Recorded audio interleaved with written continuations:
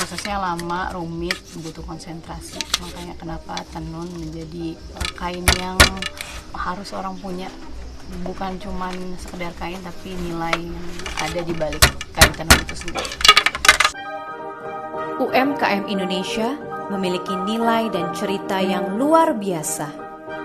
Dengan pertumbuhan pesat di kemajuan zaman ini, UMKM Indonesia memadukan talenta dengan keberagaman nilai kearifan lokal. Story Indonesia adalah cerita mengenai UMKM unggulan Indonesia. Melalui UMKM, kita menjalin cerita memajukan bangsa. Kali ini adalah cerita dari Labuan Bajo. Meskipun sedang layu terdampak pandemi COVID-19, cerita dan semangat ini tidak akan pernah pudar. Kita sekarang udah sampai di Desa Todo. Ini adalah kerajaan tradisional di Manggarai, Kerajaan Todo. Nah, tapi sebelum kita masuk ke desanya, kita harus pakai baju adatnya dulu, yaitu sarung dan perhiasan lainnya.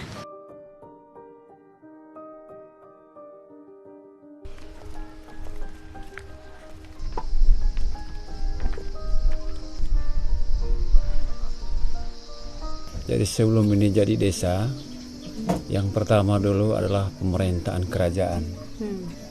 Jadi pusatnya kerajaan Manggarai dulu itu di Todo ini. Jadi sejarahnya begini, nenek dulu kan mereka tidak mengenal yang namanya kain seperti ini. Jadi mereka berpakaian dulu dari kulit kayu. Ada satu perubahan, ada satu nenek dulu yang mengajarkan supaya harus ganti dari kulit kayu itu. Tapi bahan dasarnya jenis kapas yang ditanam oleh nenek kita atau kakek kita itu nanti ada prosesnya. Proses untuk menjadi satu benang itu memang butuh waktu yang begitu banyak. Kalau dia serius sekali bisa 1 minggu, 2 minggu dia proses. Ya, pemintalannya itu kain dari kapas, hasil pemintalannya itu menjadi benang. Ini namanya kain todo. Gurunya dulu dari sini, diajaran oleh nenek dulu waktu masa pemerintahan kerajaan itu, dibagikan itu kepada dia punya seluruh keturunannya di Manggarai ini. Ciri khasnya kain todo ini kalau dulu putih hitam saja dia punya warnanya. Putih dari bawah, putih juga pakaiannya, baju kebesarannya dari atas. Termasuk dia punya topi juga itu adalah putih. Secara simbolis dari seorang pemimpin tergambar dan berpakaiannya harus putih-putih, putih hitam. Itu menunjukkan seorang pemimpin yang memang dia tidak bisa memihak atau tidak berbelah sebelah.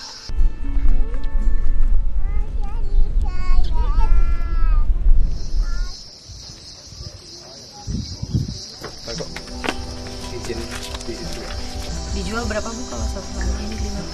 50. Kalau kain 400. Dari umur berapa biasanya udah diajarin? Ya, tergantung anak-anak. Kalau ini memang betul-betul paham, biar 1-2 SMP bisa sudah. Saya mau cobain tapi takut salah. Nggak apa-apa, yang penting ibu mau. Coba, bisa cobain nggak? Ya, sebentar. Kasih tahu tapi ya Bu. Ya, kasih maju ini. Nah, kasih begini. Nah, masuk benangnya. Kalau tarik salah benang dari atas atau dari bawah itu rusak semua. Ya, rusak semua gitu. Ya, ayun lagi nih. Agak lembek gitu. Ringan sih. Ya. Nah.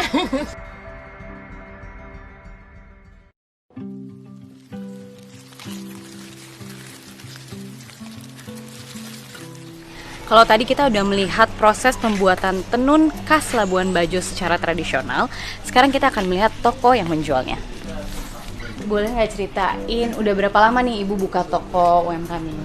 Sudah 5 tahun lebih, tepatnya bulan November tahun 2015. Terus di sini tuh jual apa aja sih Bu? Semua produk yang dihasilkan oleh UKM Manggarai Barat sampai seluruh NTT. Saya tidak hanya menempatkan tenun Labuan Bajo atau Manggarai, produk UKM seluruh NTT ada di tempat ini.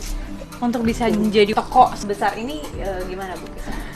Yang pertama harus fokus, dan yang kedua harus pintar melihat peluang pasar. Jadi kalau pengalaman saya dari tahun 2015 sampai dengan tahun ini 2020, produk yang menjadi tren pasar itu lebih ke produk-produk seperti ini. produk-produk kecil, jadi produk-produk souvenir seperti ini. Tadinya UKM kita hanya bisa membuat patung komodo, mereka terus kita bina untuk menghasilkan produk-produk yang kita sesuaikan dengan tren pasar. Di sana ada berbagai macam busana. Kita mencoba untuk mengkolaborasi seluruh tenun yang ada di NTT. Jadi kalau hanya tenun Labuan Bajo saja tidak bisa mengangkat pasar, harus seluruh tenun NTT kita coba untuk menciptakan produk. Kami tidak pernah meninggalkan satu percah tenun pun. Jadi dari satu lembar kain kita bikin baju, sisa daripada itu kita bikin tas, bikin sepatu sampai dengan aksesoris. Oh ya, saya juga perlu sampaikan bahwa produk kami semua negara di Asia kita pernah dapat undangan dan kita sudah pernah ikut berbagai macam expo sampai ke Eropa. Terima kasih Bu informasinya. Iya.